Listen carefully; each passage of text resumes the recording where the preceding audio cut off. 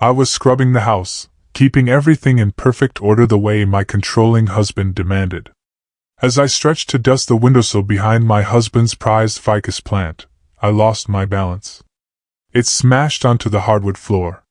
What I found inside made my blood run cold. The ceramic shards scattered across our hardwood floor like 1,000 broken promises, each glinting under the afternoon light.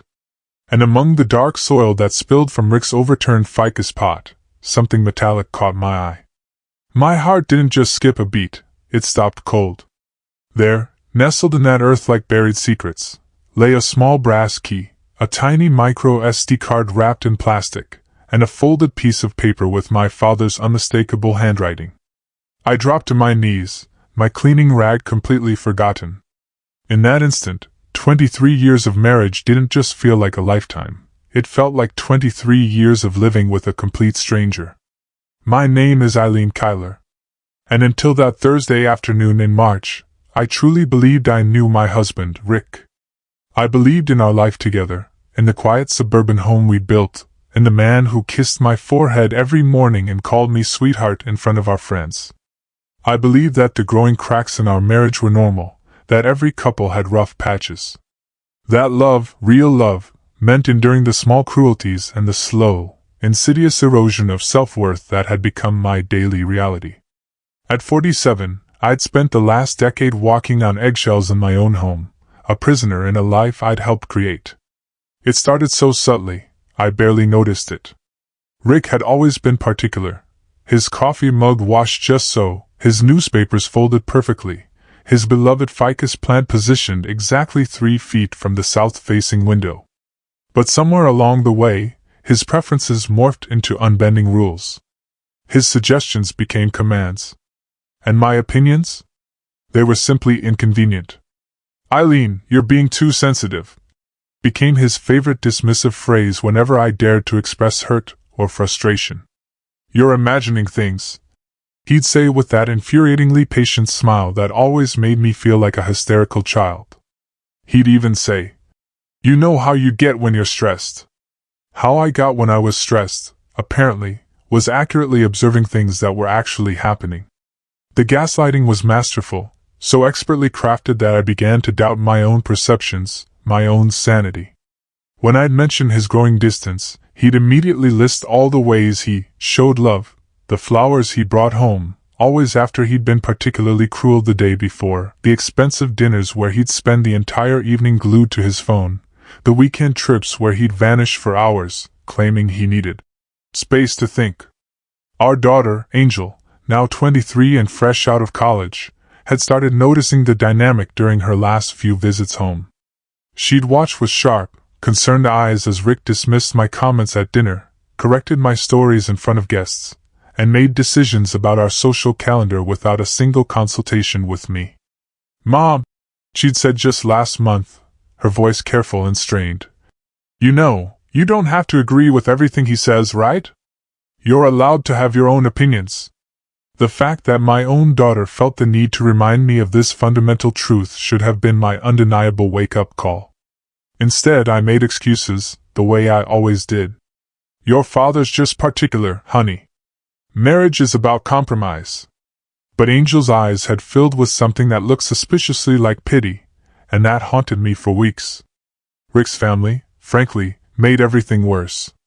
His mother, Cecilia, was a steel magnolia with a tongue like a razor blade, always ready with a cutting comment about my housekeeping, my cooking, my parenting, my career choices.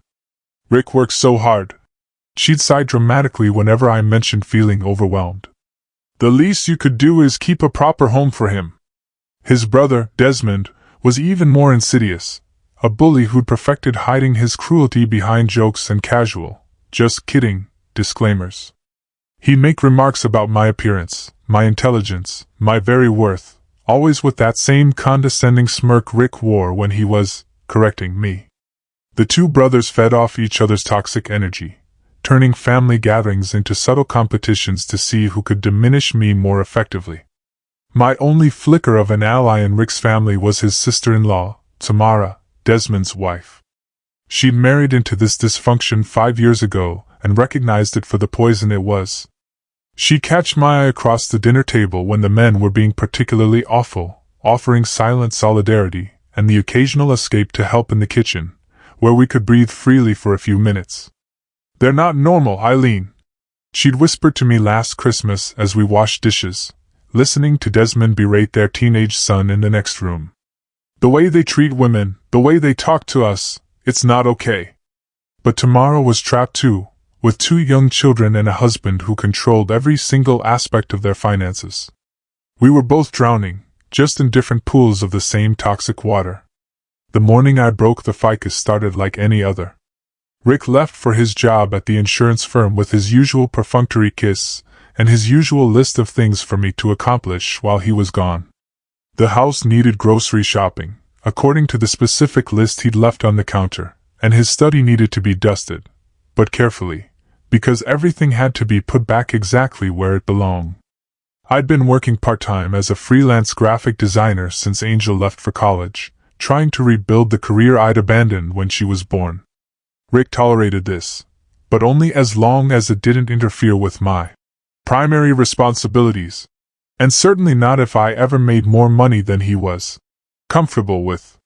Whenever a project started going well, whenever a client wanted to expand our working relationship, Rick would suddenly need more attention, more care, more of my time devoted to maintaining his comfort. I was in the living room, meticulously dusting around his precious ficus, a plant he had since before we met. He claimed it was irreplaceable, and I was absolutely forbidden from moving it or repotting it. That's when my phone rang. It was Angel, calling from her apartment in Portland, where she was working at a nonprofit and living the kind of independent life I'd forgotten was even possible. "Hey, Mom." Her voice was bright, but edged with concern. "I've been thinking about our conversation last week, about you maybe talking to someone. A therapist, I mean." I'd mentioned in a moment of weakness that I'd been feeling utterly lost lately, like I didn't recognize myself anymore. Angel had immediately suggested counseling, but the idea terrified me. What if a therapist confirmed what I was starting to suspect? That I'd wasted decades of my life? That I'd allowed myself to become a mere shadow of who I used to be? "I don't know, honey," I said, stretching the phone cord as I reached to dust the windowsill behind the ficus. "Your father thinks therapy is just an excuse for people who can't handle their problems." "Mom!" Angel's voice was sharp now. "Who cares what Dad thinks about therapy? This is about you, about what you need." The radical idea that my needs might actually matter, that they might even take precedence over Rick's opinions, was so foreign that I actually laughed. But it was a bitter, hollow sound. And as I turned to respond to Angel, my elbow caught the edge of the ficus pot. Time slowed to a crawl as I watched 23 years of careful obedience shatter against the hardwood floor. The ficus itself lay on its side, roots exposed, looking as vulnerable and displaced as I felt most days. "Mom? Mom, what was that noise?" Angel's voice seemed to come from a very faraway place. I was staring at the mess, calculating just how much trouble I was in, when I saw them. The objects that would change everything, nestled in the soil like secrets, finally coming to light. "I have to call you back," I whispered into the phone, hanging up before Angel could even respond. My hands shook uncontrollably as I picked up the brass key first. It was small, the kind used for safety deposit boxes, and attached to it was a tag with numbers I didn't recognize and a bank logo from across town, a bank where we didn't have any accounts, as far as I knew. The micro SD card was wrapped carefully in plastic, protected from moisture and soil. Someone had clearly taken great care to preserve whatever was stored on it. But it was the piece of paper that made my blood turn to ice water in my veins. It was a photocopy of a letter, written in my father's distinctive, careful handwriting, the same script he'd used to write me notes throughout my childhood, the same I'd seen on birthday cards and Christmas gifts, and the last letter he'd ever sent me before his death 3 years ago. The letter was addressed to Rick, dated just 2 months before my father's death, and it began, "Rick, I'm writing to confirm our discussion about Eileen's inheritance and the foundation we discussed establishing in my name." I read that letter 3 times before the words fully, sickeningly, penetrated my brain. my father, who had died of cancer after a long, grueling battle, who had spent his final months worried about leaving me financially secure, had apparently made arrangements with Rick. Arrangements I knew absolutely nothing about. According to the letter, my father had left a substantial sum of money I'd never even known existed, to be used for establishing a charitable foundation in his memory. The foundation was supposed to support cancer research and patient advocacy, causes that had been so incredibly close to his heart after his diagnosis. Rick was to be the executive, but the foundation was to be established in my name, as my father's only child. And I had never heard a single word about any of this. The letter went on to detail account numbers, legal documents that needed to be filed, and a timeline for establishing the foundation. It mentioned meetings with lawyers, discussions about tax implications, and Rick's assurance that he would handle everything so that Eileen wouldn't be burdened during her grief. My father had died believing that his legacy would live on through meaningful work done in his name. I had spent 3 years believing that he'd left me nothing but memories and a few pieces of jewelry. Where was the money? Where was the foundation? Where were the legal documents? And why had Rick hidden this letter in a ficus pot like some kind of buried, sinister treasure? I sat there on the floor, surrounded by soil and ceramic shards, clutching my father's letter, and felt something crack open inside my chest. It wasn't just heartbreak. It was rage. Pure, clean, incandescent rage, the likes of which I hadn't allowed myself to feel in years. Rick had stolen my father's final gift to me. He had stolen my father's legacy, his hope for making a difference in the world, his profound trust in the man he thought was taking care of his daughter. But this, I quickly realized, was just the beginning. I carefully extracted the micro SD card from its plastic wrapping and took it to my laptop. My hands were steadier now, fueled by a fury that felt almost foreign after years of suppressing every strong emotion. The card contained dozens of files, photos, documents, audio recordings, and what appeared to be a detailed log of dates, times, and activities. As I opened the first folder, my blood ran cold again. I was looking at surveillance photos of myself. Photos of me leaving the house, entering the grocery store, meeting Tamara for coffee, working in my home office. Photos taken from a distance, with a telephoto lens by someone who had been watching me for months, maybe even years. The timestamp showed that these photos had been taken on days when Rick claimed to be at work, during hours when he was supposed to be in meetings or handling client calls. My husband had been stalking me. But as I scrolled through more files, I discovered I wasn't his only subject. There were photos of Angel, my daughter, taken near her apartment in Portland, near her workplace, near the coffee shop where she met friends. Photos that Rick couldn't possibly have taken himself, which meant he was paying someone else to watch our daughter. A new wave of confusion, then terror, washed over me. Midway subscribe line, slight pause, a shift in tone for a moment of direct address, asterisk by the way, if you're still with me, still reeling from all this, please make sure to hit that subscribe button. Your support helps me share more unbelievable stories like mine, and trust me, there are plenty more to come. Asterisk the audio files were even worse. Recordings of phone conversations, my conversations, with Angel, with Tamara, with my few remaining friends. Conversations I'd had in my own home, in what I'd believed was privacy. Rick had been recording me, listening to my private thoughts, my fears, my moments of doubt about our marriage. In one recording, I heard myself talking to Angel about feeling trapped, about wondering if I'd made a mistake staying in the marriage for so long. In another, I was talking to Tamara about Rick's controlling behavior, about how he made me feel small and stupid. He had been meticulously collecting evidence of my disloyalty, building a case against me as if I were a criminal in my own life. Then came the documents folder. Legal papers that made my stomach drop into my shoes. Divorce papers, already filled out, with terms that would leave me with almost nothing. A custody agreement that would give Rick primary custody of Angel, despite the fact that she was 23 years old and living independently. Restraining order applications, claiming that I was mentally unstable and potentially dangerous. And most chilling of all, a psychiatric evaluation report with my name on it, claiming that I suffered from paranoid delusions, depression, and emotional instability. The report was signed by a doctor I'd never met, dated just 2 weeks ago. Rick had been systematically building a case to have me declared mentally incompetent. He had been planning to take everything: my father's money, my daughter, my freedom, my sanity. He planned to leave me with nothing but a devastating diagnosis of mental illness and a reputation as an unstable woman who couldn't be trusted. I don't know how long I sat there, staring at the overwhelming evidence of my husband's utter betrayal. The afternoon light shifted across the floor, illuminating the broken pot and scattered soil, and I felt like I was seeing my life clearly for the first time in decades.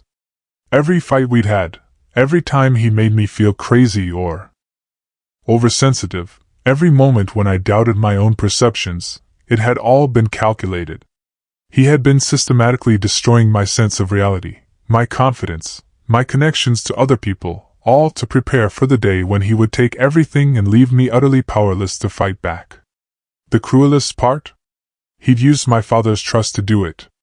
My father, who had loved me unconditionally, who had worried about my future, who had tried to provide for me even after his death. Rick had betrayed him, too.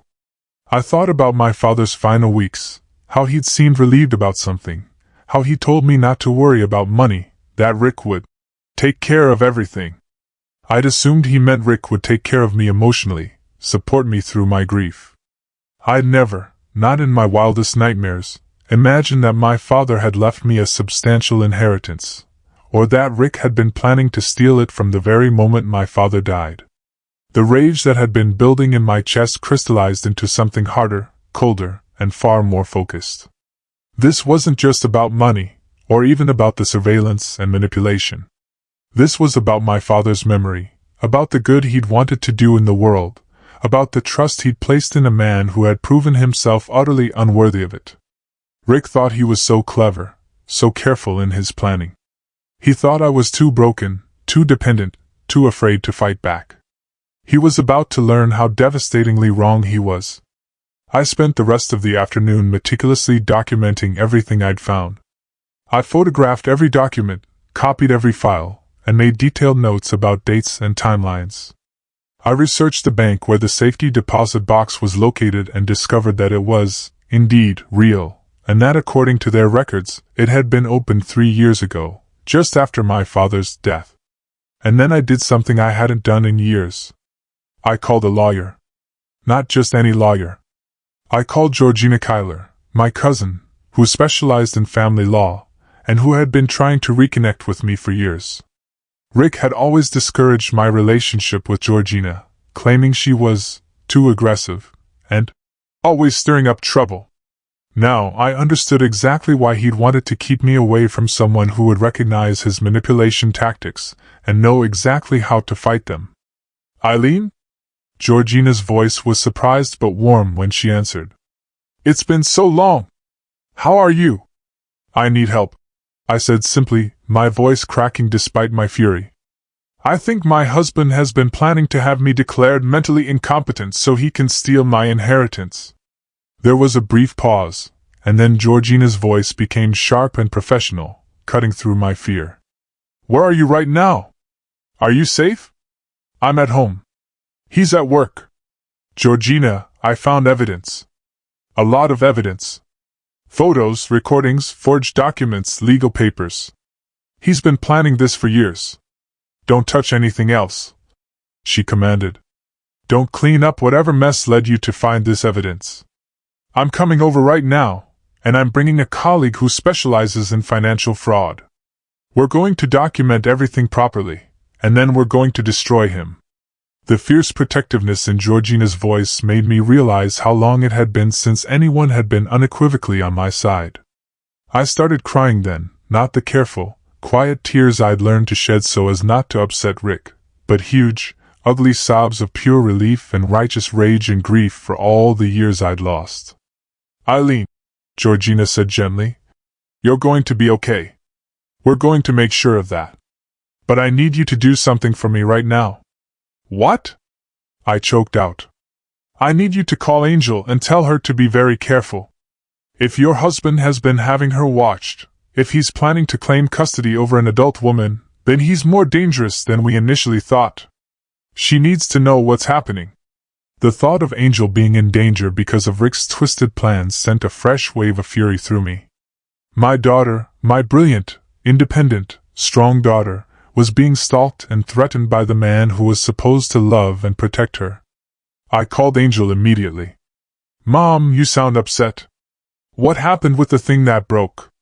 "Angel." I cut her off, forcing myself to speak clearly.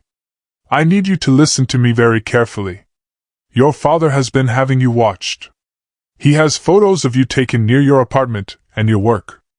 I found evidence that he's been planning to file for some kind of custody claim over you, even though you're an adult. I need you to be very careful about your surroundings, and I need you to come home." The silence on the other end of the line stretched so long that I thought the call had dropped.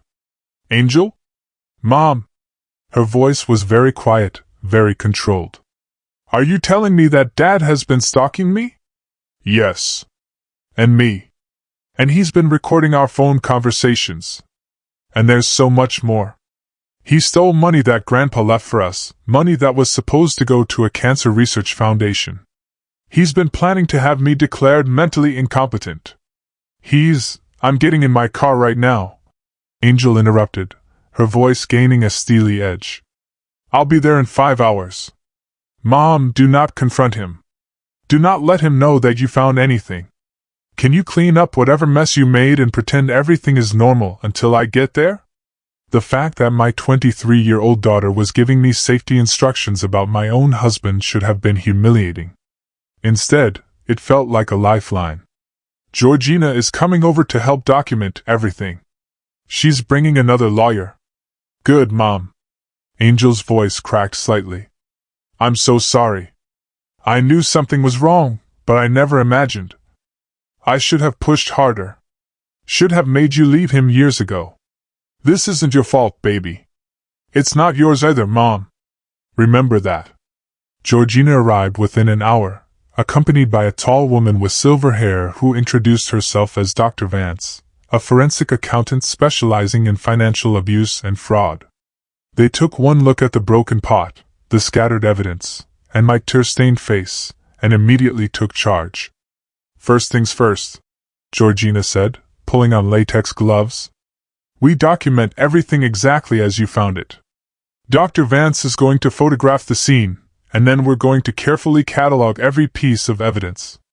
Dr. Vance was already setting up professional camera equipment. "Eileen, I want you to walk me through exactly what happened. How did you find these items? What was your first reaction? I need to establish a clear timeline." As I told them the story, they worked with methodical precision. Every document was photographed in place before being carefully removed and placed in evidence bags. Every file on the micro SD card was copied and verified. The safety deposit box key was examined and traced back to its origin. "This is extensive," Dr. Vance said grimly as she reviewed the financial documents. "Your husband has been planning this for at least 3 years, possibly longer. The level of documentation, the forged psychiatric evaluation, the surveillance, this is not impulsive behavior. This is a long-term campaign designed to isolate you and steal your assets." Georgina was examining the divorce papers Rick had prepared. "These terms are unconscionable. He's claiming that you're mentally unstable and financially irresponsible, and he's asking for full control of all marital assets, including assets that predate the marriage. Eileen, did you ever sign anything giving him power of attorney?" "No. I don't think so. He always handled the paperwork for everything. Said it was easier if he just took care of the business side of our marriage." Georgina and Dr. Vance exchanged a look that made my stomach clench. "We need to check," Georgina said. "If he's forged your signature on legal documents, that's a felony. But first, we need to secure your father's inheritance. Cecilia, can you trace the money?" Dr. Vance was already on her laptop, her fingers flying across the keyboard. "The safety deposit box was opened 3 years ago, 2 weeks after your father's death. According to bank records, it's been accessed regularly, about once a month. The most recent access was last week. What's in it? We won't know until we open it, Georgina replied. But based on these documents, I suspect we'll find the original will, the foundation paperwork, and possibly evidence of where the money has gone. Georgina stood up, brushing soil off her knees. Eileen, we're going to that bank right now. You're going to use that key, and we're going to see exactly what your husband has been hiding. But what if he finds out? What if he comes home and sees the broken pot? We're going to clean this up and make it look like an accident, Dr. Vance said. You're going to tell him that you broke his plant. You're very sorry, and you've ordered a replacement pot. You're going to act like the submissive wife he expects you to be, just for a little while longer. The idea of pretending, of going back to the performance of being Rick's compliant wife, made me feel sick. But I understood the strategy. We needed time to build our case, to secure the evidence, to make sure he couldn't destroy anything or disappear with the money. How long? I asked. A few days, maybe a week, Georgina said. Just long enough to get everything in order. And then we're going to destroy him so completely that he'll never be able to hurt you, or anyone else, again. The safety deposit box contained a treasure trove of evidence that painted an even more damning picture of Rick's betrayal. My father's original will was there, along with a letter of instruction that made his intentions crystal clear. He had left me $800,000, money from the sale of his house, his life insurance, and investments he'd made over the years. The money was specifically designated for establishing the Maximiliano Keiler Foundation for Cancer Research and Patient Advocacy, with me as the primary administrator and beneficiary. There were also legal documents that Rick had never filed, documents that would have established the foundation and given me control over the funds. Instead, he had transferred the money into accounts under his sole control, using forged power of attorney documents that bore my signature. A signature I had definitely never written. But the most shocking discovery was a folder labeled insurance policies. Life insurance policies on both me and Angel that Rick had taken out without our knowledge. The policies were substantial, and they had been purchased just 6 months ago. He's been planning to destroy us, I whispered, staring at the documents, a cold dread washing over me. Not necessarily, Dr. Vance said carefully. But he's certainly been planning for the possibility of your deaths. Combined with the psychiatric evaluation and the custody papers, this suggests that he was preparing multiple scenarios. She didn't need to finish the sentence. If he couldn't have me declared incompetent, if I fought back or tried to leave. Georgina was photographing everything with grim efficiency. Eileen, this is enough evidence to put him away for a very long time.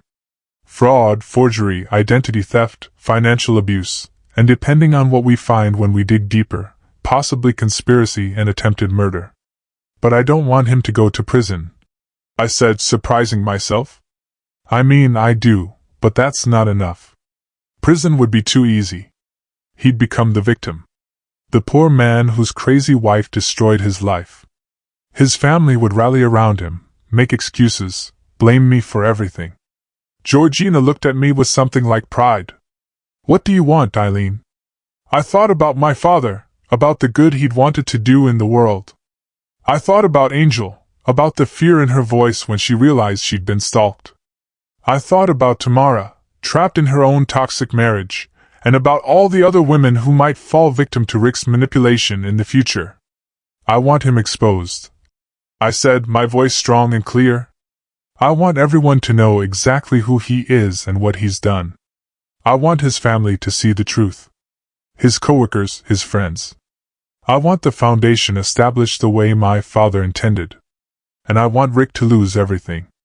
His reputation, his job, his family's respect, his sense of control.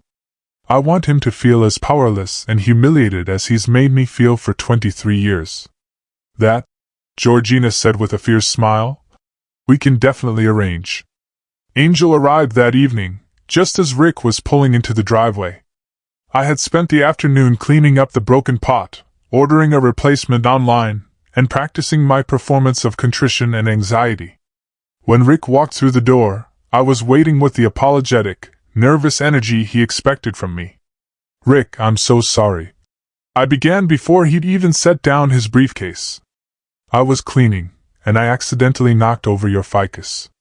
I broke the pot, but the plant is okay, and I've already ordered a new pot exactly like the old one." I watched his face carefully, looking for signs that he suspected anything. But Rick was so accustomed to my clumsiness, so used to my accidents and apologies, that he barely seemed surprised. "Where's the plant now?" he asked with the long-suffering patience of a man dealing with an incompetent child. "In the kitchen. I repotted it in a temporary container until the new pot arrives." He nodded, already dismissing the incident. "Try to be more careful, Eileen. That pot was irreplaceable." If only he knew how irreplaceable it really was, and how much I'd learned from breaking it. Angel appeared in the doorway, having entered through the back door while Rick and I were talking. "Hi, Dad. I decided to come home for a surprise visit." Rick's face lit up with genuine pleasure. Whatever else he was, he did love Angel. Or at least he loved his version of her, the successful daughter who reflected well on his parenting. He had no idea that she was here to help me destroy him. "Angel, what a wonderful surprise. How long can you stay?" "Just a few days. I wanted to spend some time with Mom, maybe help her with some projects around the house." Over dinner, Angel and I performed our roles perfectly. We chatted about her job, her apartment, her friends, all while Rick listened with the benevolent attention of a man who believed he was the center of his family's universe. He had no idea that his wife and daughter were planning his downfall between requests to pass the salt. That night, after Rick had gone to bed, Angel and I sat in the kitchen and planned our strategy. "Georgina thinks we should move fast," I whispered. "The longer we wait, the more chance there is that he'll discover what we know." "What about Tamara and his mother and Desmond? Are we going to warn them?" I thought about Cecilia's years of subtle cruelty, about Desmond's bullying, about the way they'd all participated in making me feel small and worthless. Tamara, yes, I decided. She deserves to know what kind of family she married into. But the others? They're going to find out the same way everyone else does. Angel nodded grimly. "What about his job, his friends, everyone?" I continued. "Everyone who ever believed his version of me, everyone who ever thought I was the problem in this marriage, they're all going to learn the truth."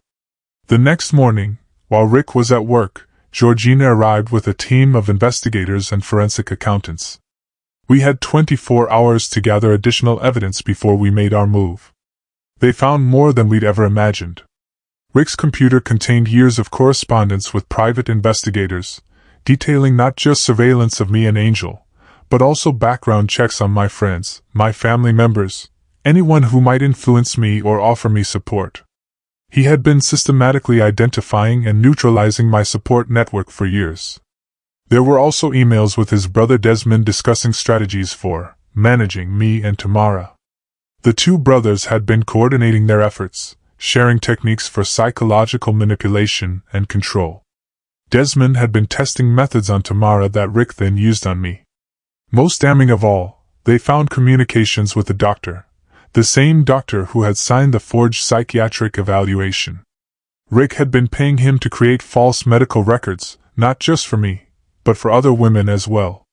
This wasn't just personal abuse. It was part of a larger, horrifying pattern of predatory behavior. "Eileen," Georgina said, her voice tight with anger, "your husband and his brother are running what amounts to a criminal enterprise. They're systematically abusing women, stealing their assets, and using forged medical documents to cover their tracks. You're not their first victim." The revelation hit me like a physical blow. All those years of thinking I was the problem, that I was too sensitive or too difficult. I had been the victim of a calculated criminal conspiracy. "How many others?" I asked, a cold knot tightening in my stomach. "We're still investigating, but we found evidence of at least 3 other women over the past 10 years. All of them ended up divorced, declared mentally incompetent, and stripped of their assets. All of them are now living in poverty while their ex-husbands control their former wealth. I thought about those women, about the lives that had been destroyed by Rick and Desmond's greed and cruelty. I thought about how they must have felt, how they must have blamed themselves, how they must have wondered what they'd done wrong. "We're going to help them, too," I said, a new resolve hardening my voice.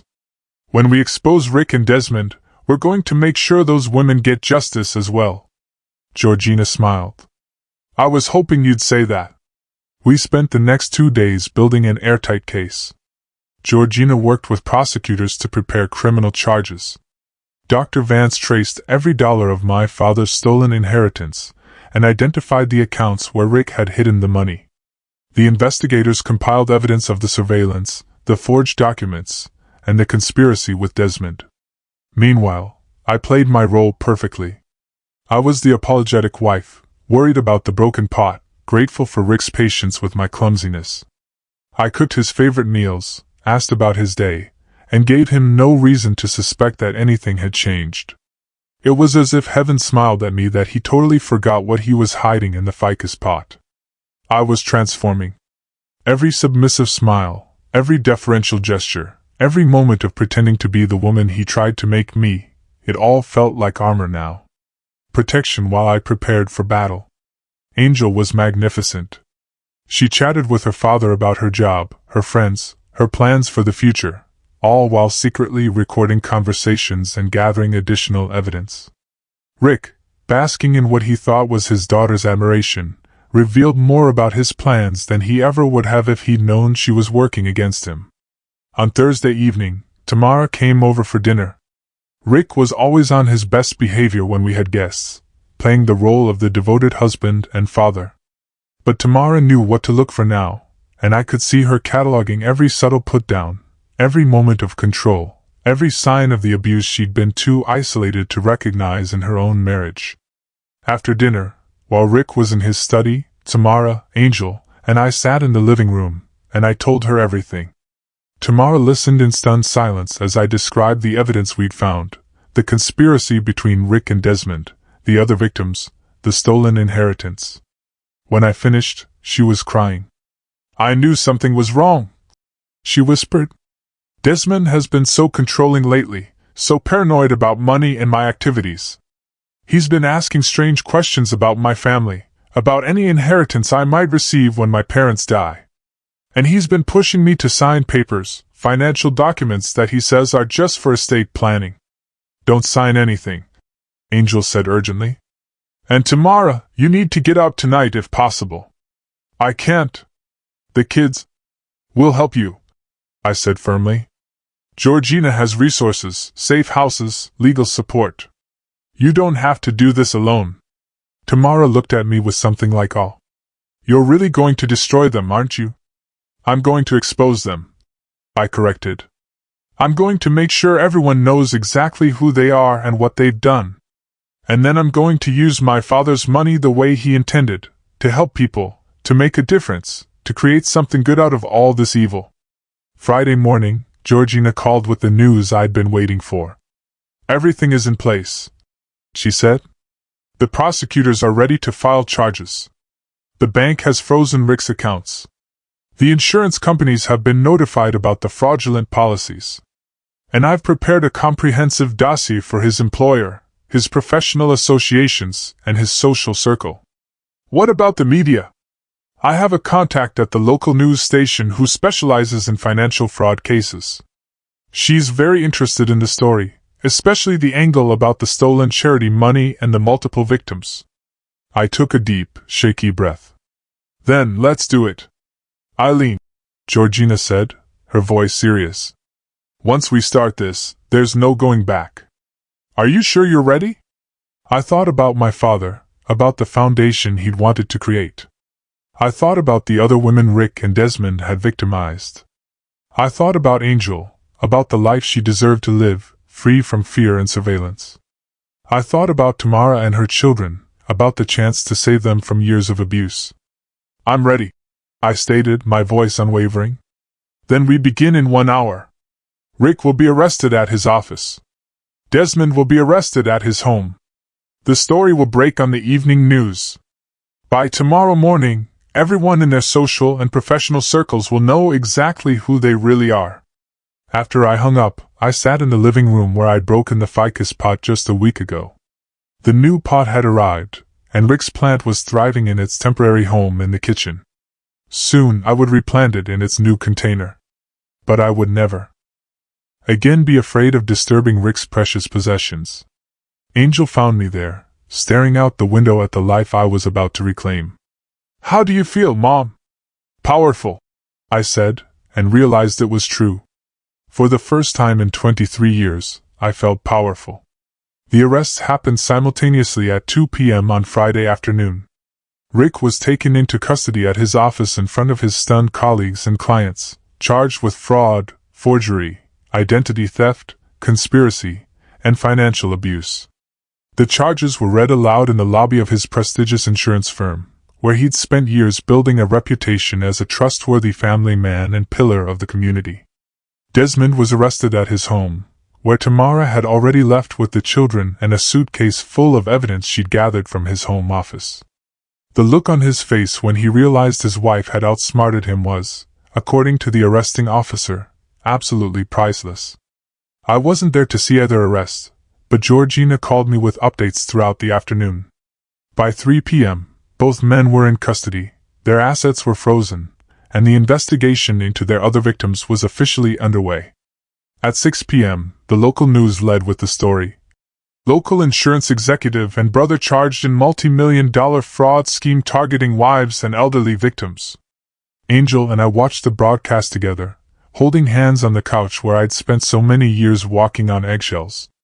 The reporter, a sharp-eyed woman named Loretta Dominic, had done her homework. She detailed not just the charges against Rick and Desmond, but also the horrifying pattern of abuse, the stolen charity money, and the devastating impact on the victims. Maximiliano Kyler, who died of cancer 3 years ago, left $800,000 to establish a foundation for cancer research in his memory, Dominic reported.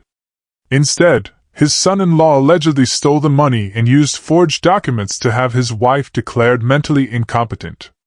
Tonight, that wife is speaking out. The camera cut to an interview Georgina had arranged earlier that day. I barely recognized myself. The woman on screen was confident, articulate, and furious in the best possible way. "My father fought cancer for 2 years," I heard myself saying. "He spent his final months planning a legacy that would help other families facing the same battle. My husband stole that legacy, betrayed my father's trust, and spent 3 years gaslighting me into believing I was losing my mind. But the only thing I lost was my fear of him." The story included interviews with Dr. Vance about the financial fraud, with Georgina about the legal implications, and with a prosecutor who promised that this was just the beginning of a much larger investigation. But the most powerful moment came when Dominic asked me what I planned to do next. "I'm going to establish my father's foundation exactly as he intended," I said, looking directly into the camera. "The Maximiliano Kyler Foundation will support cancer research, patient advocacy, and thanks to what I've learned through this experience, resources for women escaping financial abuse. My father wanted to help people, and that's exactly what we're going to do." The phone started ringing before the broadcast was even over. The first call was from Cecilia, Rick's mother, screaming about how I'd destroyed her son's life and demanding that I fix this mess immediately. I listened to her rage for about 30 seconds before hanging up. For the first time in 23 years, I didn't care what Cecilia Francisco thought about anything. The second call was from Rick himself, calling from jail. "Eileen, you have to listen to me." His voice was desperate, all traces of his usual condescending patience gone. "This is all a misunderstanding. Those documents, the surveillance. I was trying to protect you. You've been so unstable lately, so paranoid. I was gathering evidence to get you help. Even now, even caught red-handed with overwhelming evidence of his crimes, he was still trying to gaslight me." "Rick," I said calmly, my voice steady, "I want you to listen very carefully. I know about the other women. I know about the forged psychiatric evaluations. I know about the life insurance policies you took out on me and Angel. I know about the conspiracy with Desmond. I know everything. There was a long, stunned silence on the other end of the line. The only unstable person in this marriage was you, I continued, a cold satisfaction settling in my gut. You're a criminal, a predator, and a pathetic excuse for a human being. And now everyone knows it. Don't ever contact me again. Don't contact Angel. Don't contact anyone in my family. Your lawyer can communicate with my lawyer. That's the only communication we'll ever have again. I hung up and immediately blocked his number. The third call was from a woman I didn't recognize. Is this Eileen Francisco? The woman from the news? Yes. My name is Linda Amir. I think my husband did to me what your husband did to you. My heart clenched. Tell me. Linda's story was heartbreakingly familiar. She'd been married to Desmond's business partner 5 years ago. Slowly, systematically, her husband had isolated her from friends and family, convinced her she was mentally unstable, and eventually had her committed to a psychiatric facility against her will. While she was institutionalized, he divorced her and taken control of all their assets, including an inheritance she'd received from her grandmother. I've been living in a studio apartment, working minimum wage jobs for 3 years, Linda said, her voice shaking. Everyone thinks I'm crazy. My own family won't talk to me because they believe what he told them about my mental state. But when I saw your story tonight, when I heard about the forged psychiatric evaluations— Linda, I said firmly, you're not crazy. You were victimized by criminals, and we're going to help you get your life back. By the end of the evening, I'd received calls from 6 other women with similar stories. Georgina was right. Rick and Desmond had been running a criminal enterprise, and we'd only scratched the surface. The weekend brought a media frenzy that exceeded anything I could have imagined. The story went viral on social media, picked up by national news outlets, and sparked conversations about financial abuse, gaslighting, and the vulnerability of women in controlling marriages. Hashtag Justice for Eileen started trending, along with hashtag Maximiliano Kyler Foundation and hashtag financial abuse. But more importantly, it brought forward more victims. By Monday morning, Georgina's office had been contacted by 12 women with stories of systematic abuse, financial fraud, and forged medical documents. The pattern was always the same: isolation, gaslighting, gradual financial control, and then sudden legal action to strip the women of their assets and credibility. The prosecutors expanded their investigation, and federal authorities got involved when they realized the scope of the conspiracy. Rick and Desmond hadn't just been targeting their own wives. They'd been running a network that included corrupt doctors, complicit lawyers, and private investigators who specialized in manufacturing evidence against vulnerable women. Cecilia Francisco, Rick's mother, tried to rally support for her sons by giving interviews claiming that I was a vindictive ex-wife who had manipulated the media.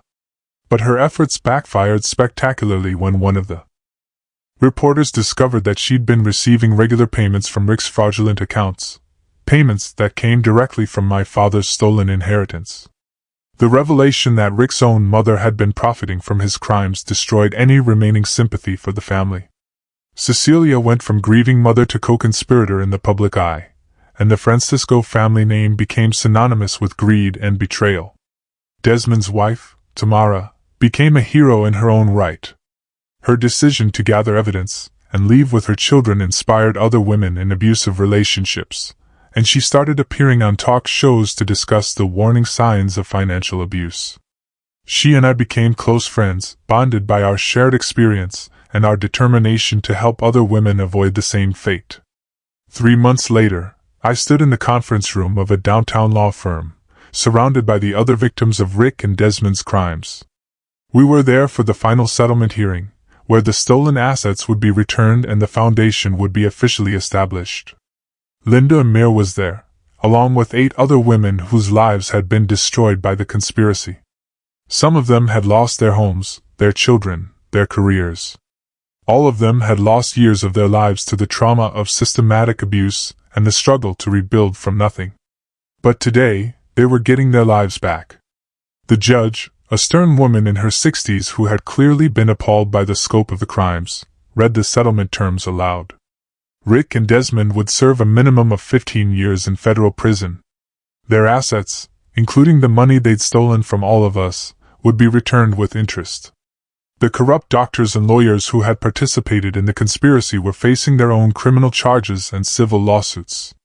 Most importantly, the Maximiliano Kyler Foundation was being established with an initial endowment of $2.3 million, my father's original $800,000, plus the money stolen from the other victims, plus damages and interest. Mrs. Francisco, the judge said, looking directly at me, your father would be proud of what you've accomplished. This foundation will help cancer patients and abuse survivors for generations to come. I thought about my father, about his final letter expressing trust in Rick to take care of me. He'd been wrong about Rick, but he'd been right about something else entirely. I was stronger than I knew, and I was capable of taking care of myself and others. After the hearing, the victims and I went to lunch together. We'd formed an unlikely family, bonded by trauma, but united in our determination to heal and help others.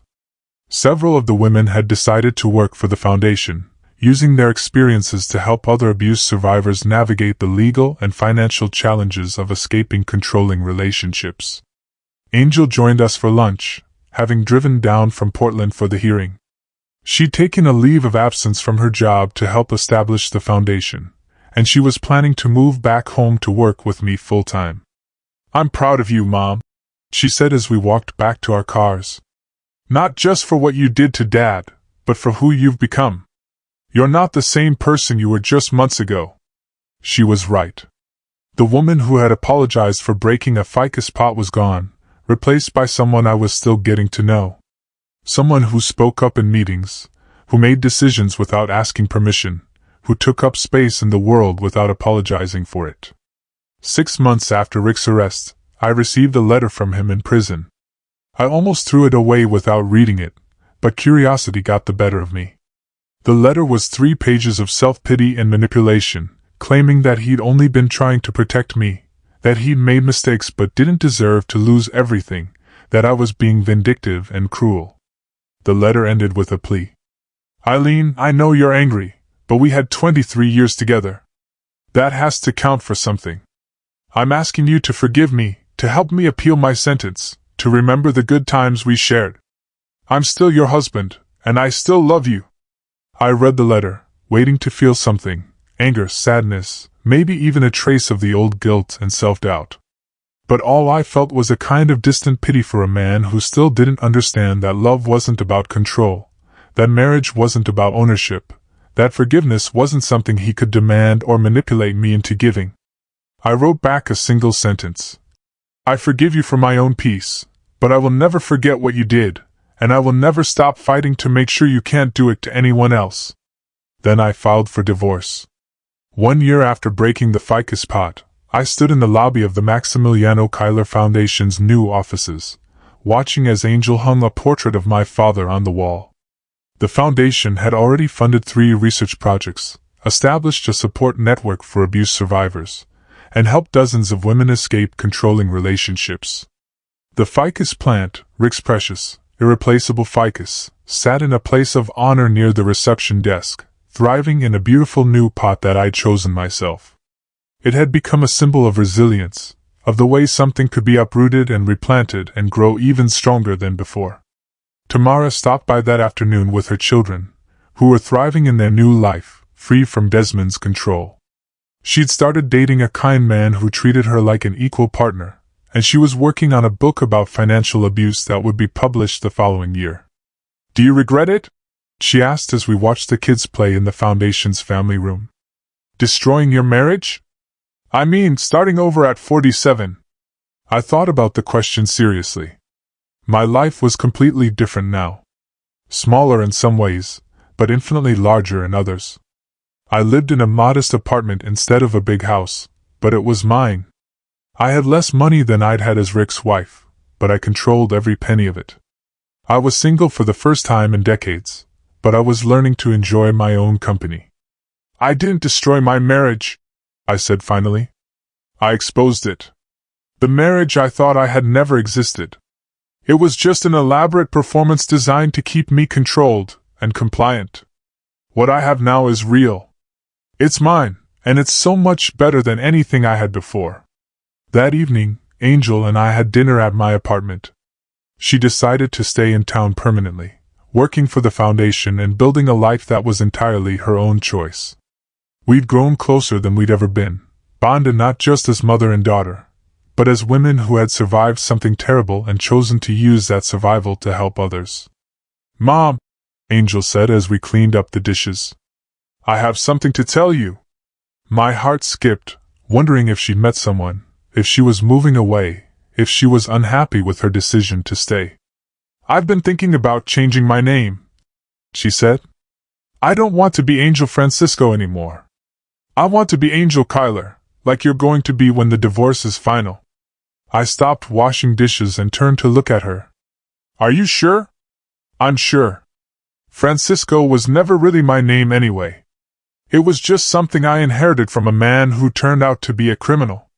Kyler is my grandfather's name, my heritage, my choice, and it's the name that's going to be associated with helping people instead of hurting them."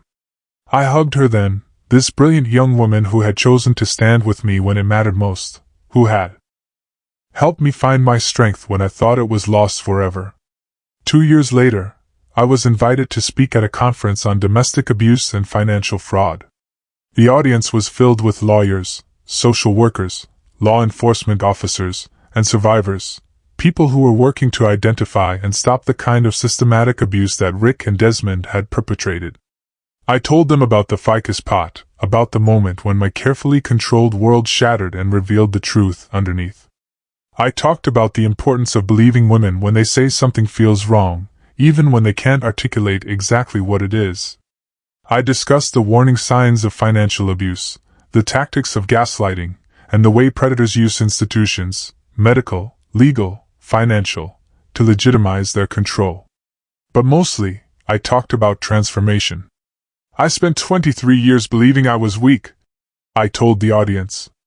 "I thought I was too sensitive, too emotional, too dependent to survive on my own. My husband and his family reinforced that belief every day in 1,000 small ways that made me doubt my own perceptions and abilities. But here's what I learned. The strength was always there. The intelligence, the courage, the capacity for independence. It was all there, just buried under years of systematic conditioning designed to make me forget who I really was. Breaking that ficus pot, mistakenly, didn't just reveal my husband's crimes. It revealed my own power. And once I remembered that I had power, once I decided to use it, there was nothing he could do to stop me." 5 years after Rick's arrest, the Maximiliano Kyler Foundation had become a nationally recognized organization. We'd helped hundreds of abuse survivors, funded groundbreaking research, and successfully lobbied for legislation that made financial abuse easier to prosecute and harder to hide. Rick and Desmond were still in prison, their appeals having been denied multiple times. The other members of their conspiracy had been convicted and sentenced, and several copycat operations had been shut down using the investigative techniques developed during our case. I'd never remarried, though I dated occasionally. I discovered that I truly enjoyed being single, enjoyed making decisions without consulting anyone, enjoyed the peace of a home where I never had to worry about someone's mood or approval. Angel often joked that I'd become aggressively independent, and she wasn't wrong. But I'd also learned to trust again, to form deep friendships, to accept help when I needed it. The foundation had introduced me to an entire community of survivors and advocates, people who understood the journey from victim to survivor to thriver. On the 5th anniversary of breaking the ficus pot, I threw a party. Not a celebration of my divorce or Rick's imprisonment, but a celebration of the foundation, of the lives we changed, of the future we were building. The party was held in the foundation's main conference room, surrounded by photos of the people we'd helped and the projects we'd funded. Tamara was there with her new husband and their blended family. Linda Amir was there, now working as the foundation's financial counselor.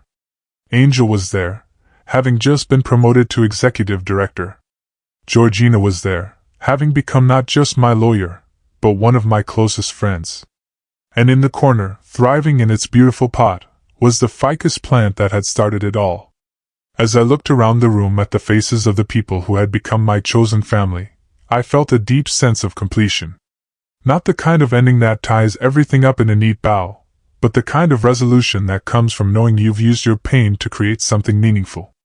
Dr. Vance approached me with a glass of champagne and a knowing smile. "Eileen, I have some news that I think you'll appreciate." "What's that?" "Remember the corrupt psychiatrist who wrote your fake evaluation? Dr. Harrison?" I nodded. He'd been one of the last conspirators to be sentenced, having fought the charges for years. His medical license was officially revoked today. He'll never be able to practice again, and he's facing a civil lawsuit from every woman whose life he helped destroy. The medical board cited your case specifically as an example of how the system failed to protect vulnerable patients. The news should have felt like victory, but instead it felt like justice, quiet, inevitable, and long overdue. As the evening wound down, Angel found me standing by the window, looking out at the city lights. "Penny for your thoughts, Mom?" "I was thinking about your grandfather," I said. "About how he would have loved this. Not the drama or the pain, but this, the foundation, the work we're doing, the people we're helping. He always believed that good could come from suffering if you were willing to do the work." Angel slipped her arm through mine. "He'd be proud of you, Mom. Not just for surviving Dad, but for what you built afterward. You turned his stolen legacy into something even bigger than he originally imagined." She was right. The foundation had grown far beyond my father's original vision of cancer research. We now operated programs for financial abuse survivors, legal advocacy services, emergency housing assistance, and educational initiatives that taught young people to recognize the warning signs of controlling relationships. "Mom," Angel said softly, "can I ask you something I've always wondered about?" "Of course." "Do you think Dad ever really loved you? Or was it all just manipulation from the beginning?"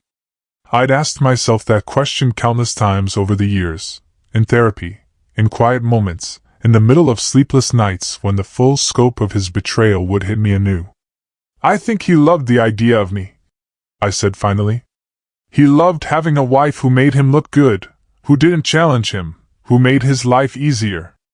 But real love, Angel, real love requires seeing someone as they truly are and wanting them to be happy, even if their happiness doesn't serve you. Rick never saw me as a real person with my own needs and dreams. I was just a supporting character in his story. And now I'm the protagonist of my own story, and it's a much better story than the one he was writing for me." Later that night, after everyone had gone home, I sat alone in my apartment with a cup of tea and a photo album I'd been putting together. Pictures from the last 5 years, documenting not just the Foundation's work but my own transformation. There was a photo from my first television interview where I looked terrified but determined. Pictures from Foundation events where I gradually appeared more confident, more comfortable in my own skin. Photos with Angel, with Tamara, with the other survivors who had become my sisters in healing. And there, on the last page, was a picture Angel had taken just that morning, me standing next to the ficus plant, both of us thriving in our new environment. I thought about the woman I'd been 5 years ago. The one who apologized for existing, who measured her worth by her husband's approval, who believed that keeping the peace was more important than keeping her dignity. That woman felt like a stranger now. Someone I remembered with compassion but could barely recognize. The transformation hadn't been easy. There had been dark nights when I questioned everything, when the loneliness felt overwhelming, when I wondered if I'd made a terrible mistake in blowing up my life. There had been moments when Rick's voice in my head was louder than my own, when I almost believed that I really was crazy, vindictive, impossible to love. But those moments had become fewer and farther between, replaced by a growing sense of my own worth, my own power, my own capacity for joy. I picked up my phone and scrolled through the messages that had come in throughout the day. Congratulations from colleagues, updates from women the Foundation had helped, photos from Tamara's family vacation, a funny meme from Georgina. The next morning, I woke up early and drove to the cemetery where my father was buried. I'd started visiting him regularly after the foundation was established, updating him on our progress, telling him about the lives we changed, sharing the victories and challenges of the work he'd made possible. "Hi, Dad," I said, settling cross-legged on the grass beside his headstone. "I brought you the annual report." I opened the folder and began reading him the statistics. The number of women we'd helped escape abusive relationships, the patients with cancer we helped survive, the amount of money we'd recovered for fraud victims, the research projects we'd funded, the legislation we'd influenced. "But the numbers don't tell the whole story," I continued. "Yesterday, a woman named Linda, you remember Linda? She was one of Desmond's victims. She told me that she's getting married next month to a man who treats her like an equal partner, who celebrates her strength instead of trying to diminish it. She said she never thought she'd be able to trust anyone again, but the foundation helped her learn to trust herself first." I paused, watching a butterfly land on the flowers I'd brought. "And Angel, Dad, you would be so proud of Angel. She's become this incredible advocate, this fierce protector of vulnerable people. She's everything I hoped she would be, but stronger and braver than I ever imagined. She chose to stay and fight alongside me instead of running away from the mess. And I think that choice made her into the woman she was always meant to be." The morning was quiet, peaceful in a way that my life had rarely been during my marriage. No one was monitoring my time, questioning my choices, or making me feel guilty for taking a moment to myself. "I know you trusted Rick to take care of me," I said softly. "And I know you would feel terrible about how wrong you were about him. But Dad, in a weird way, his betrayal was the best thing that ever happened to me. It forced me to find my own strength, to discover who I really was underneath all the conditioning and control. I'm not the same person you worried about leaving behind. I'm someone you would be proud to call your daughter." As I stood to leave, I noticed that someone had left fresh flowers on the grave next to my father's, an elderly woman who had died just a few months ago. The flowers were clearly placed by someone who loved her, someone who was still grieving, still visiting, still honoring her memory. It struck me that this was what real love looked like. Not the possessive, controlling dynamic I'd mistaken for devotion in my marriage, but this gentle tending, this ongoing care that asked for nothing in return. That afternoon, I had lunch with Georgina to discuss the Foundation's expansion plans. We were considering opening satellite offices in other cities, creating a network of support that could reach even more women who needed help. "Eileen," Georgina said as we reviewed the budget projections, "I have to ask you something, and I want you to be honest with me. Okay? Are you happy? Really, truly happy? Not just satisfied with your work or proud of what you've accomplished, but actually happy?" I considered the question seriously. Happiness had seemed like such a foreign concept during my marriage that I'd almost forgotten it was something I was allowed to pursue. "Yes," I said, surprising myself with the certainty in my voice. "I am happy. Not in the way I thought happiness was supposed to look. I don't have the perfect marriage or the perfect house or the perfect life, but I have something better. I have authenticity. I have purpose.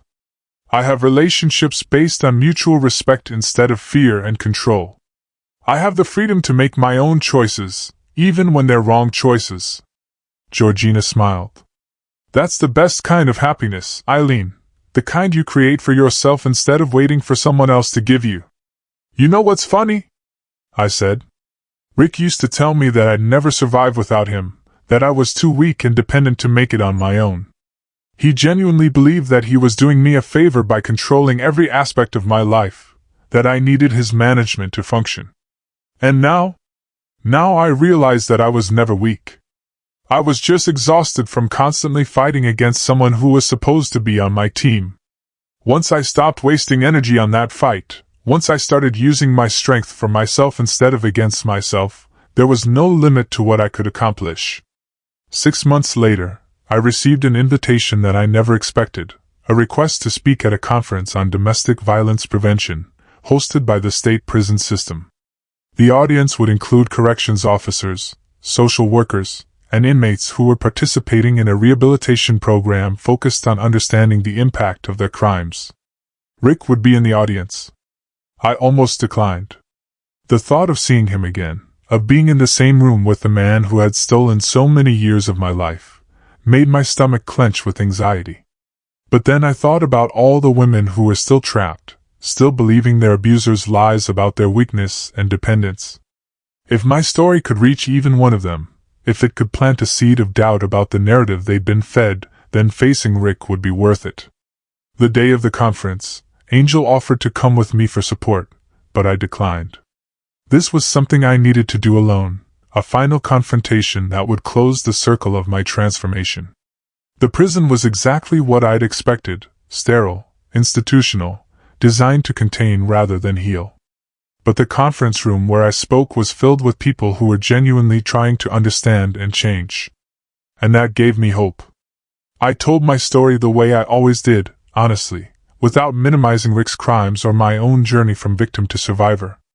I talked about the ficus pot, about the moment when my world shattered and revealed the truth underneath. I discussed the long process of rebuilding my sense of self, of learning to trust my own perceptions again. And I talked about forgiveness, not the kind that excuses or enables, but the kind that frees the forgiver from the burden of carrying someone else's poison. When I finished speaking, there was a long silence. Then a corrections officer raised her hand. "Mrs. Kyler, how do you respond to people who say that women like you should have known better, should have left sooner, should have seen the signs?" It was a question I'd been asked many times, and it never failed to anger me. "I respond by pointing out that abusers are experts at manipulation," I said firmly. "They don't start relationships by announcing their intention to control and exploit their partners. They start with love bombing, with excessive attention and affection that feels like the greatest love story ever told. They gradually introduce control tactics so slowly that the victim doesn't notice the shift, until they're completely isolated and dependent. Asking why a woman didn't leave sooner is like asking why a frog doesn't jump out of water that's slowly being heated to boiling. The change is so gradual that by the time you realize you're in danger, you've been conditioned to believe that you can't survive outside the pot. After the formal presentation, there was a meet and greet session where attendees could ask individual questions. I was talking to a social worker about the Foundation's programs when I felt someone approach from behind. I turned around and found myself face to face with Rick for the first time in 5 years. He looked older, grayer, diminished in the way that men who derive their power from controlling others often do when that control is stripped away. But his eyes still held that familiar, calculating look, as if he was trying to figure out how to manipulate this situation to his advantage. "Eileen," he said quietly, "thank you for coming, for speaking to us." I studied his face, looking for signs of genuine remorse, of real understanding of what he'd done. But all I saw was the same self-serving charm he'd always used when he wanted something from me. "Rick," I said calmly, "how are you?" "I'm learning about myself, about what I did wrong. The counseling here has helped me understand how my behavior affected you and Angel. I want you to know that I'm sorry. Truly sorry." The apology sounded rehearsed, like something he'd practiced in therapy sessions designed to help him say the right words rather than feel the right emotions. "I appreciate that," I said. "I hope the counseling is helping you become a better person. Eileen, I know I have no right to ask this, but do you think there's any chance for us in the future? I mean, when I get out. I know I have a lot of work to do, a lot to make up for. But we had 23 years together, that has to count for something. I'm still your husband, and I still love you." And there it was. The same entitled assumption that had characterized our entire marriage. The belief that his wants and needs should be my primary concern, that his timeline for redemption should dictate my choices, that I owed him consideration simply because he'd managed to occupy space in my life for 2 decades. "Rick," I said gently but firmly, "I want you to listen to me very carefully. I forgive you for what you did to me, because carrying anger was destroying my own life. But forgiveness doesn't mean reconciliation. It doesn't mean pretending that what happened didn't happen, or that you're entitled to a second chance with me." His face began to change, the mask of contrition slipping to reveal the familiar flash of anger underneath. "But Eileen, there is no but, Rick. This conversation is over. I wish you well in your rehabilitation. And I hope you use your remaining time here to become someone who would never hurt another woman the way you hurt me. But that person, if he ever exists, will have to build relationships with people who don't know what you're capable of. I know, and I will never forget. I walked away without looking back, feeling lighter with every step. That evening, I called Angel from my hotel room to tell her about the encounter. "How do you feel?" she asked. "Free," I said without hesitation. Completely, finally free. For 5 years, I'd been healing from what he did to me.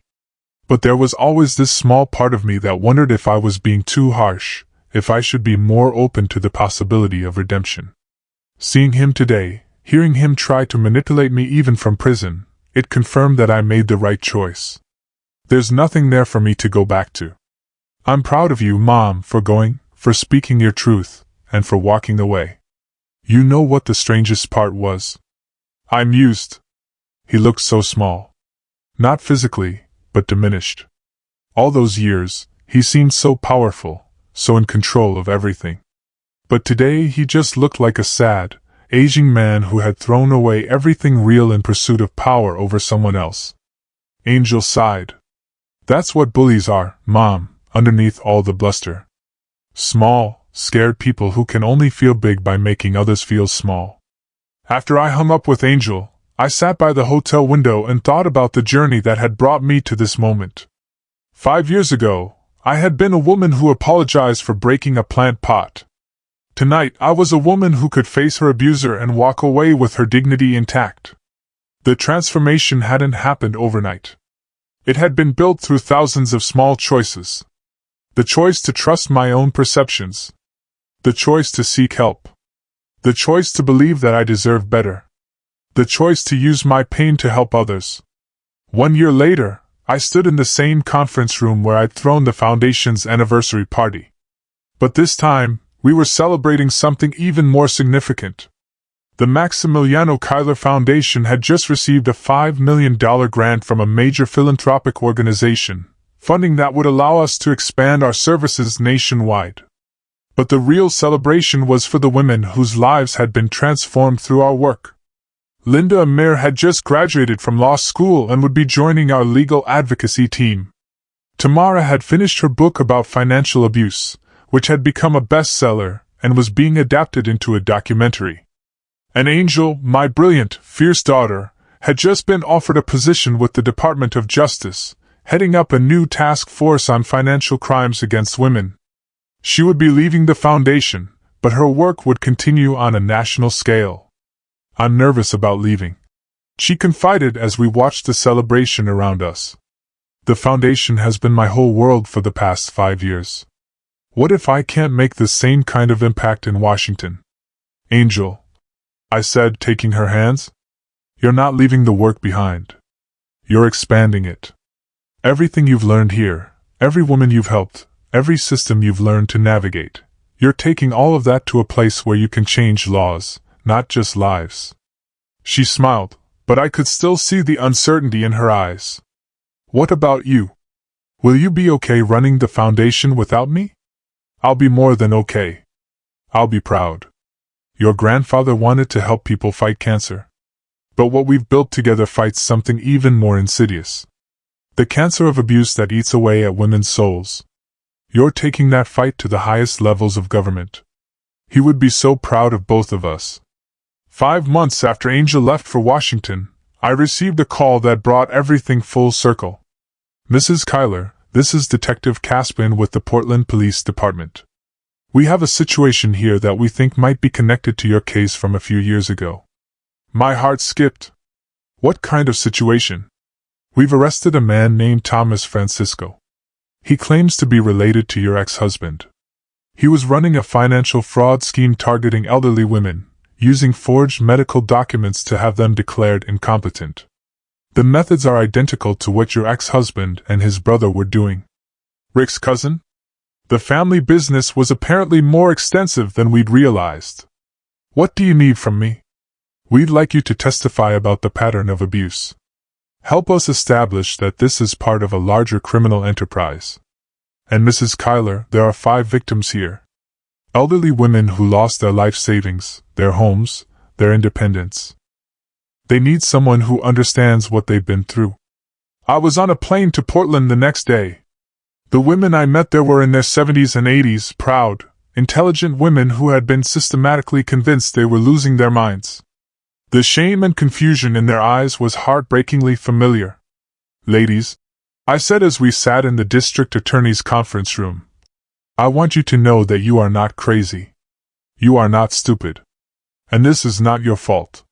You were targeted by criminals who specialize in exploiting trust and kindness. But we're going to get your lives back. And we did. Thomas Francisco was convicted and sentenced to 20 years in prison. The women recovered most of their stolen assets. More importantly, they recovered their sense of dignity and self-worth. But the best part came 7 months later when I received a letter from one of the victims, an 82-year-old former teacher named Dorothy Walsh. Dear Eileen, I wanted you to know that I've started volunteering with our local domestic violence shelter, helping other women recognize the signs of financial abuse. At my age, I thought my useful days were behind me. But you showed me that surviving something terrible can be the beginning of the most important work of your life. Thank you for giving me back my purpose. On the 10th anniversary of breaking the ficus pot, I threw one final party. Not for the foundation that would continue long after I was gone, but for myself, a celebration of a life reclaimed, a purpose discovered, a woman reborn. The party was small, intimate, held in my apartment with the people who mattered most. Angel was there, taking a rare break from her work in Washington. Tamara and her family, Georgina and her partner, Dr. Vance, and a dozen other women whose lives had intersected with mine through our shared journey from victim to survivor. The ficus plant, now enormous and thriving, sat in the place of honor by the window. It had become something of a legend in our community, the plant that broke open a life and revealed the truth underneath. As the evening wound down, Angel found me standing by the plant, lost in thought. What are you thinking about, Mom? I was thinking about that woman who broke this pot 10 years ago. How terrified she was, how small she felt, how convinced she was that she couldn't survive without someone else's approval and protection. Do you miss her? Angel asked. I considered the question seriously.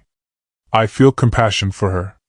She was doing the best she could with what she knew at the time. But miss her? Well, she was never really me. She was just a performance I gave for so long that I forgot it wasn't real. And now? Now I know who I really am. I'm someone who breaks things when they need to be broken. I'm someone who plants new growth in the soil of old lies. I'm someone who turns pain into purpose and trauma into triumph. Angel hugged me tightly. You're someone who saved herself, Mom, and then saved everyone else she could reach. After everyone left, I sat alone with a cup of tea and a photo album. Not the one from 5 years ago, but a new one documenting the last decade of my life. Pictures of women we'd helped, legislation we'd influenced, lives we'd changed. And there, on the last page, was a picture Angel had taken that very evening, me standing next to the ficus plant, both of us having grown far beyond what anyone thought possible. I thought about Rick, still in prison, still believing that he was the victim of my vindictiveness rather than the architect of his own destruction. I thought about the other women who were still trapped in relationships like the one I'd escaped, still believing their abusers' lies about their weakness and dependence. But mostly, I thought about the future, about the Foundation's continued work, about Angel's impact in Washington, about all the women who would find their strength because we had found ours first. The ficus plant rustled gently in the evening breeze from the open window, its leaves catching the last light of the day. It had survived being uprooted, replanted, and completely transformed. It had grown stronger and more beautiful than it had ever been in its original constrained environment. Just like me. I picked up my phone and typed a message to post on the Foundation's social media accounts.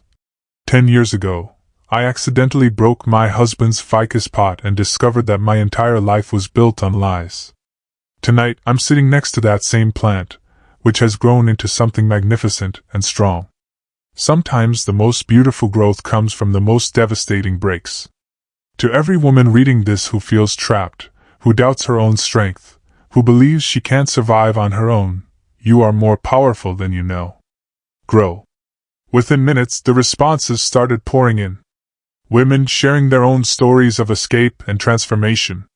Others asking for help, still others offering support and encouragement to those who were still trapped. I smiled and closed the laptop. Tomorrow there would be more work to do, more women to help, more lives to change. But tonight, I was simply a woman who had broken free from a beautiful prison and built something real and meaningful from the pieces. The ficus plant swayed gently in its pot, roots deep and strong, reaching always toward the light, just like me. Pause, look directly at the camera. My journey taught me that sometimes, the biggest breaks in life are actually doorways to the deepest strength and the most profound purpose.